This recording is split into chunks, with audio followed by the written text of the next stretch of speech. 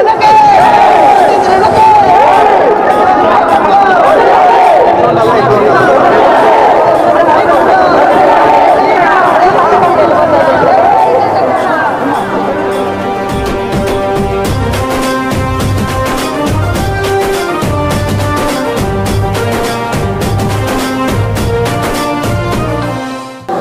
ఒక్కరూ నిరుద్యోగులు ఎవరైతే ఉంటారో పొలంనేరులో సగౌరవంగా యూత్ అందరూ కాళ్ళ ఎగరేసుకొని రెడీగా ఉండండి.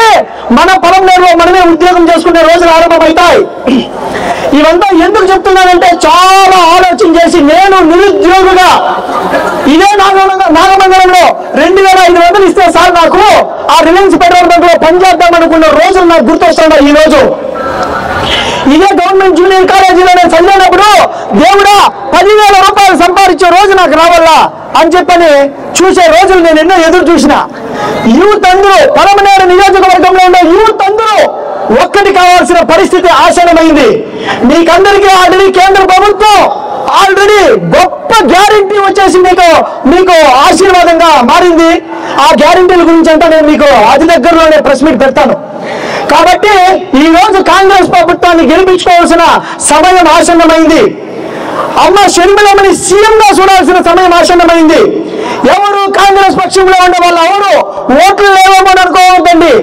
ఇంటికి వెళితే ప్రతి ఒక్క ఇల్లుని మీరు టచ్ చేయగలిగితే తప్పకుండా ఈసారి కాంగ్రెస్ ప్రభుత్వమే. అది కుప్పమైపోని అది ఎక్కడైనా అయిపోని ఈయన ప్రత్యర్థులు ఎంత బలమైన వాళ్ళు అనేది పక్కన పెట్టి కాంగ్రెస్ నాయకులు అందరూ ఒక్కటే ఇల్లు గడప గడప తిరిగి ఒక్కసారి అందరికీ ముఖం చూపిస్తే చాలు కాంగ్రెస్ ఓట్లు పడిపోయే పరిస్థితుల్లో ఉండాలి.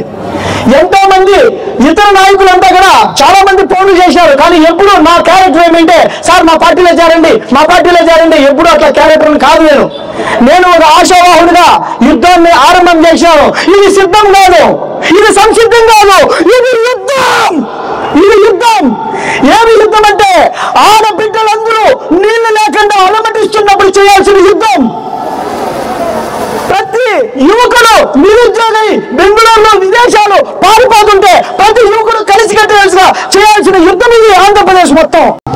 ప్రతి ఒక్క అవ్వ తాత ఈ రోజు ప్రతి మహిళ బీపీలు షుగర్లు వచ్చి ఎంతో మంది అనారోగ్య పాలైపోతూ ఉన్నారు. స్కూల్ డెవలప్ చేసుకోవాల్సిన పరిస్థితి ఉంది. మనం ఈ రోజు వైద్యం పరంగా ఎంతో స్టెప్స్ తీసుకోవాల్సిన పరిస్థితి ఉంది. తప్పకుండా ఇది ఆవేశంతో కాదు, ఆలోచనతో మాట్లాడుతూ ఉండే విషయాలే. ఇది ఆలోచన కాదు. యువకుడు ఏంది కదా ఇది అరుస్తున్నాడు అంటే 18 రోజులు 20 రోజులు 30 రోజులు నీళ్లు రాకపోతే ఆ నీళ్ళు వచ్చిన 1 అవర్ ఉంటే బిందిగిల్లో కొట్లాడుకుంటా ఉంటే మా తల్లులందరూ వచ్చేసి అమ్మా మీరంతా బాధపడతా ఉంటే ఇది బాధతో వస్తా ఉంటే మాటలమ్మా, వేరే ఇంకేమీ కాదు. గత 50 సంవత్సరాలు ఇంకా ఎవరెవరైతే పొలంనేరులో నిలబడి చేయాలనుకుని చేయలేకపోయినారో వాటిలన్నింటినీ చేసి చూపించి వీళ్ళందరూ రుణం తీర్చుకుంటాను.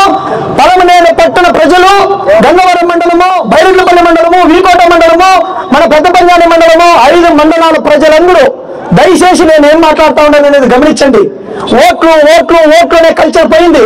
టపాసులు పెట్టి దండోరా వేసి అందరికీ రోడ్డు షోలు చూపించేది లేదు. ప్రతి ఊరికి వస్తే సమస్యల గురించి మాట్లాడాలి అధికారులు. అది ఎవరైనా కానీ అప్పుడు సమస్యలు పరిష్కారం అవుతాయి.